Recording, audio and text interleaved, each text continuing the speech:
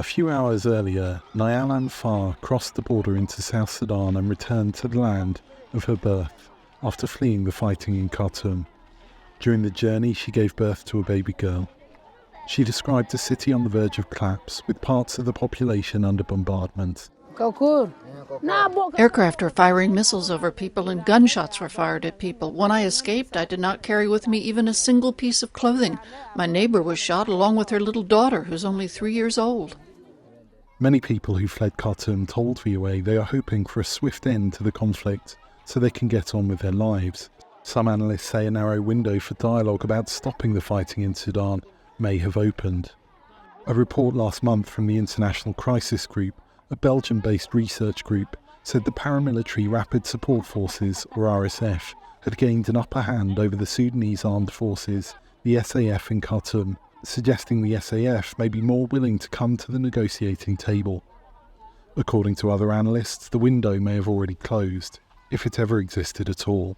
I would not agree with assessments that some have made to suggest that either the RSF was about to take back control of Khartoum. The future of the country depends on there being only one national army. And I just don't see how we can get there through a kind of political process that folds in elements of the RSF into the SAF.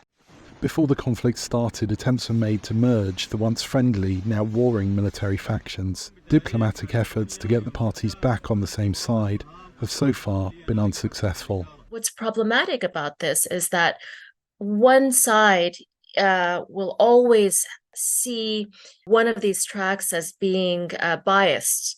So unless we have one very strong, broad coalition of international partners that can come together in a way that is not perceived as being biased. Daniel Dain, who has also recently fled from Khartoum, says he does not know how long the conflict will last. Life in Sudan become very bad for us, especially with South Sudanese. That's why we decided to come here so that we can go to our homeland. So up to now, we don't see this situation whether it will end because all houses were being burned. So they are also they have killed so many people. Diane says he dreads having to rebuild his life in the ruins left behind by the war. Henry Wilkins for VOA News, Joda, South Sudan.